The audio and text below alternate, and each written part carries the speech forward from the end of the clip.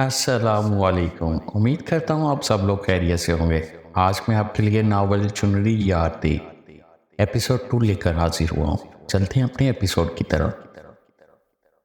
और वो सामने वाला वजूद तो हैरान रह गया। वो परी या वो अप्सरा इस दुनिया की ना लगती थी। वो काजल से सजी सुनहरी आंखें, वो गुलाबी नाजुक, वो गुलाबी नाक में पहनी सोने की बाली, इसकी फूलों से गुलाबी होंठ, होंठों के नीचे मौजूद दिल। वो कैसे नाफिदा होता है ऐसा हुस्न इसने पहली बार देखा था। खान बहुत खूबसूरत होते हैं इसे मालूम था, क्योंकि वो खुद भी खान था। मगर सामने इस परी पैकर को देखकर इसे अपना हुस्न फीका लगा। आपको क्या लगता है खान साईं? खान बीबी पुरानी बातों को सच करना चाहती हैं। बीबी सरकार इनके सामने तख्ते पर बैठी जो गहरी सोचों में गुम थे। आसार तो ऐसे नजर आ रहे हैं बेगम साईं। अगर ऐसा हुआ तो खाने को अपने मायके से ताल्लुकात खत्म करने पड़ेंगे। शताब खान की संजीदा आवाज उभरी। किचन में जाती महानूर के कदम थमे। हैरानी से इनकी बातों का मतलब समझते इसने एक बीबी नजर बीबी सरकार को देखा, जो खाने के नाम पर ही खिल सी गई थी। खान साईं, खान हवेली वाले ये मुमकिन होने नहीं देंगे। और वैसे भी छोटे खान तो मेरी मांग है। बीबी सरकार ने मेरे अब्बा हजूर शादी तय कर चुके थे। अगर छोटे खान मना कर ना करते तो आज मैं उनकी बीवी होती। महानूर की दखल अंदाजी इन दोनों को ही नागवार गुजरी। शादाब खान ने सब नजरें इसकी तरफ उठाई तो महानूर को अपनी गलती का शिद्दत से एहसास हुआ। बीवी होती लड़की, तुम बीवी हो नहीं। अगर मेरा शेर मान भी जाता तो ये कभी मुमकिन मैं ना होने देता, क्योंकि मेरे भाई की बेटी की मेरी मेहमान की मांग है। शुरू से तख्ते से खड़े होते वो सब लहजे में बोले। इस सब में वो अपने इस जानी दुश्मन को अपना भाई मान गए थे। माँ नूर ने सांस रोके इन्हें देखा। जाओ यहाँ से माँ, बीबी सरकार ने जोरदार आवाज में कहा तो वो जल्दी से वहां से भाग गई। इसकी दिन ब दिन की हरकतें बीबी सरकार को कुछ संगीन सोचने पर मजबूर कर रही थी। बीबी जान, ये हवेली तो बहुत खूबसूरत है। हम कितने दिन ठहरेंगे यहाँ? हवेली देखकर ही रानियों की खुशी छुपाए नहीं छुप रही थी।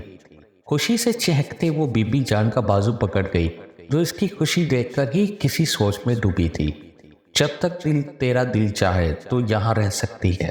तेरी मौसी का घर है ये। बीबी जान ने रुशील के दरवाजा खोलने पर छड़ी उठाते यब बाहर निकली हवा, मगर सामने नौजवान को रुशील पर बंदूक ताने देखकर वो गुस्से से आग बबूला हुई। जबकि गाड़ी से खान बीबी को निकलते देख सब बंदूक के साथ अपना सर भी झुका गए। बी जान, आप जल्दी ही वापस आइएगा। इनका माथा चुमकर वो इनके सामने झुकते गोया हुआ तो बीबी जान ने इसकी कुशीदा पेशानी पर लब रखे। जब वो बोले तो रशील खान ने चौंक कर इन्हें देखा। अब मैं चाहती हूँ खान के इस खानदान और इनके लोगों के बीच की हर दरार मिट जाए। रानिया हवेली को तख्ता पाकर वो संजीदगी से बोली। नजरें इसके पुरस्मात पुरसकून चेहरे पर थी। इन दोनों की मोहब्बत मिसाली है, मगर अपनी अना और मोहब्बत में इन दोनों ने ही अपनी अना को अजीज रखा है। मैं नहीं कर पाई, मगर मुझे यकीन है कि तुम ये कर लोगे। इसका शाना थपथपाते वो बहुत सी पुरउम्मीद अंदाज में गोया हुई। वो जानती थी इन भाइयों की सिर्फ इनके स्पॉट ही उजागर कर सकते थे, क्योंकि सुना तो होगा ना आपने कि सांप से ज्यादा जहरीला सोला होता है। बेफिक्र रहें बीजा, आपकी उम्मीदों पर पूरा होगा। नरम मुस्कुराहट और मजबूत लहजे में कहते वो इनकी मान बख्श गया। इन्हें मान बख्श गया। खान बीबी सदके वारी जाती इससे अंदर चलने का कहने लगी, जिस पर वो रानियों को अपने साथ लगाए अंदर बढ़ा, क्योंकि रानियां शहजादी कभी यहाँ तो कभी वहां ठहरने लग जाती थी। इनकी हवेली खूबसूरत थी, बहुत खूबसूरत थी, मगर इस हवेली की बात ही कुछ और थी। एक अजीब सा एहसास इसकी रूम में घुल रहा था। तुम इस हवेली में दाखिल होने की जुर्रत भी कैसे की तुमने? दामिल खान सीढ़ियों से उतरते धाड़ा इसे तो वो मुझे ही नहीं बोल रहा था कि सामने रशीद खान को देखकर इसने अपना वजूद सुलगता हुआ महसूस हुआ। मैं यहाँ तुमसे लड़ने नहीं आया दामिल, तो बेहतर होगा अपने हाथ संभालो। इसके हाथ को झटकते वो सुकून से सीने पर बाजू बांधे इसे देखने लगा, जो सुर्ख हो रहा था। आंखों में अजीब सा तैश। रुशील ने नजरें फेरी तो इस दुश्मन जान से टकराए वो अपने भाई की उससे भरी आवाज सुनकर बेहोश होने के दर पर थे। तुम जैसो दामिल खान, पीछे हटो, ये हमारी हवेली है जिसको तुम अखाड़ा समझकर लड़ने मैदान में उतरे हो। खान बीबी की करख्त आवाज पर दामिल ने मुट्ठियां भेजते रुशील को घूरा, जो तमसकीराना नजरों से इसे देख रहा था। दामिल के देखने पर रुशील के होंठों पर दिल जलाती मुस्कान बिखरी। मेहमान आए हैं शेर। सोफे पर टांग चढ़ाकर बैठे शमशीर खान को देख खान बीबी ने रानिया के साथ इनके पास आते कहा तो वो सर को खम देते उठे और दिल खुश दिली से रुशील से, बगैर किसी कैसी हो हमारी बेटी। रानिया के सर पर हाथ रखते वो नरम लहजे में बोले तो खौफजदा सी रानिया की सांस में सांस आई। इसकी नजरें भी अभी बदशा से नहीं टकराई थी और यमान की नजरें तो रानिया पर थी। हम ठीक है ताया जान, वो ऐसा सी आवाज में बोली। जानी पहचानी आवाज सुन रहे मदशाह के कान खड़े हुए यमान के पीछे से बिल्ली जितना सर निकालते इसने सामने देखा तो सामने खड़ी रानी को देखा। इसे देखते इसकी सुनहरी आंखों में चमक सी उभरी। रानी खुशी से उछलती वो गर्म जोशी से इसके गले लगी। खान बीबी तो वही पड़े तख्ते पर बैठ गई थी। सानिया बेगम ने हैरानी से नहीं इन्हें देखा, फिर नजरें फेर गई। खाने पीछे हटे। दामिल ने इसे जल्दी से रानिया से दूर किया। इसे डर था कि कुछ हो ना जाए, वो सब दुश्मनों से मोहब्बत ना करने लग जाए। अस्सलामु अलैकुम लाला। रुशील को देखकर वो हल्का सा मुस्कुराई। रुशील का हलक तक कड़वा हो गया। जिन नजरों में थोड़ी देर पहले चाह थी वही अब बेजारगी छा गई। इसका कुछ करना पड़ेगा, मुंह में बुड़बुड़ाते वो जल्दी से खुदा हाफिज करते वहां से निकला। इसे जल्दी ही कुछ सोचना था, ऐसे तो वो लोग इसके हत्थे ही नहीं चढ़ने थे। मुंशी दूर पड़े बेजान वजूद को देख वो बुड़बुड़ाया। गाड़ी रोक। वो जल्दी से उतरते भागा वहां गया। मुंशी इसके चाचू जैसा ही तो था, हर नाज नखरे उठाता था इनके, लेकिन इसका यहाँ होना, वो भी इस हालत में। यमान ऐसा नहीं कर सकता। मगर दामिल इसने क्या किया है? 2 उंगलियों से पेशानी मसलते इसने मोबाइल निकाला और किसी को कॉल करने लगा। शेराज पंचायत में इकट्ठा करो सब, उपमिया अंदाज में कहते इसने कॉल ही कट कर दी। मुंशी की फैमिली कोई नहीं थी कि तो इनके ही घर का एक फर्द था। इसकी हालत देखकर रुशील का दिल किया दामिल को खान जान से मार डाले, मगर इसे इस चीज का फायदा उठाना था। शमशीर खान जो इस गांव के सरदार थे, यकीन वो मुस्बत फैसला ही करते। Am sorry. पानी की घर से वो किचन में गई जहां मुलाजमीन अपने रोजमर्रा के कामों में मसरूफ थे और शानिया बेगम इन सब को देख रही थी। अस्सलामुअलैकुम खाला जान। वो इनके पास जाते मुस्कुराकर इनके गले लगी। एक पल तो वो हैरान रह गई। इन्हें लगा जैसे इनकी छोटी बहन इनके साथ हो। होश में आते वो इसके सर पर हाथ फेर गई और वो इतनी कमजोर न थी कि रो पड़ी। कैसी हो? इसे डाइनिंग टेबल पर बैठने का कहकर वो मुलाजमा से कुछ खाने को निकालने का कहने लगी कि सारे मुलाजमीन एकदम साइड पर होते हाथ बांधकर सर झुका गए। फ्रिज से पानी की बोतल निकालकर डाइनिंग टेबल पर रखी कि इसकी तरफ पेट की पीठी। रानिया ने पानी को अपने सामने पड़ा देख जल्दी से पानी उठाए लबों से लगा ली। पीछे खड़े यमान ने घूर कर इसकी काली शाल में लिपटे वजूद को घूरा। खाला जान, शुक्र है पानी तो नसीब हुआ, वरना मुझे लगा इधर प्यासा ही मर जाना है। मैंने बोतल खाली करके टेबल पर रखते वो मुड़ी के सामने यमान को देखकर डर सी गई, जो आंखें निकाले खड़ा था। खाला जान के बेटे का शुक्र करे, संजीदा बारोब आवाज में कहते वो रानिया का दिल धड़का गया। अरे पागल, लोशो नहीं, खौफ से। सॉरी लाला, यहाँ रहना है तो यहाँ के असूल भी जान लो। असूल तोड़ोगी तो तुम्हारी खाला जान भी तुम्हें पहचान नहीं पाएंगी।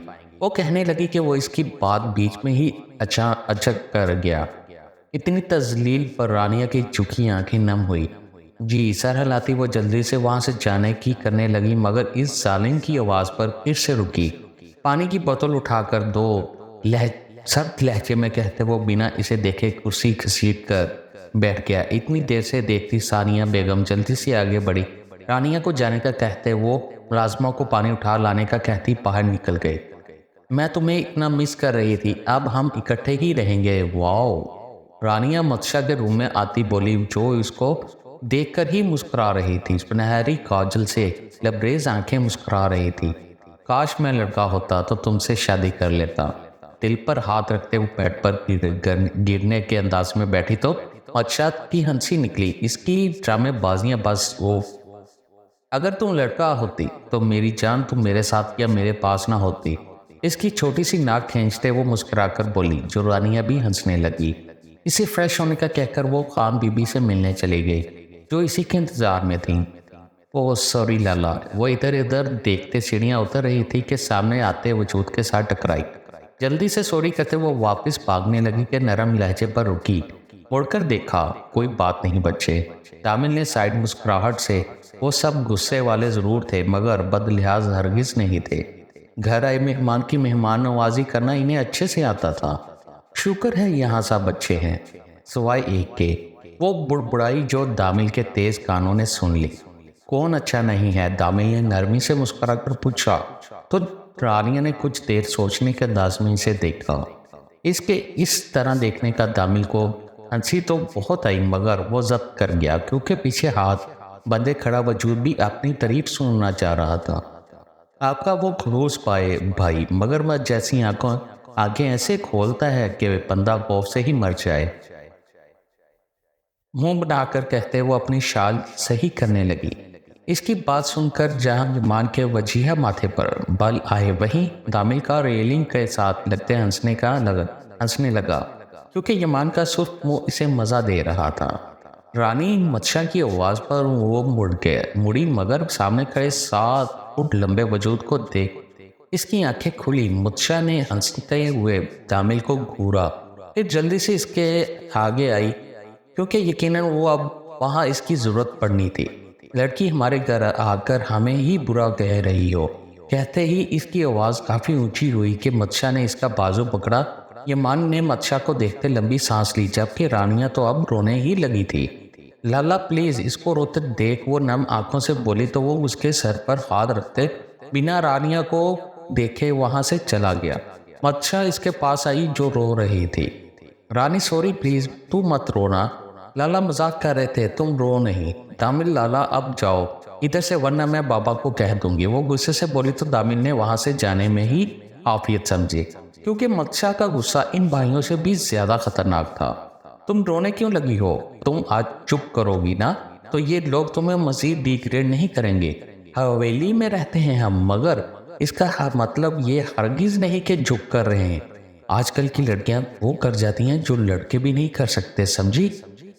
इसे चुप देख वो दिल ही दिल में शुक्र अदा करती इसे पानी पकड़ा गई और खुद उठकर यमान के रूम में चली गई थी। दामिल यमान जाओ। शशमीर खान की आवाज पर मत्स्या को मनाते यमान ने ना समझी से नीचे की तरफ देखा, जहां शशमीर खान सरदार के रूम में खड़े थे। खान ने मेरी जान, लाला अभी जा रहे हैं, मैं बाद में आकर अपनी गुड़िया से बात करूंगा। अच्छा अब मुस्कुराओ, वो मिन्नत भरे लहजे में कहते वो इसकी तरफ देखने लगे।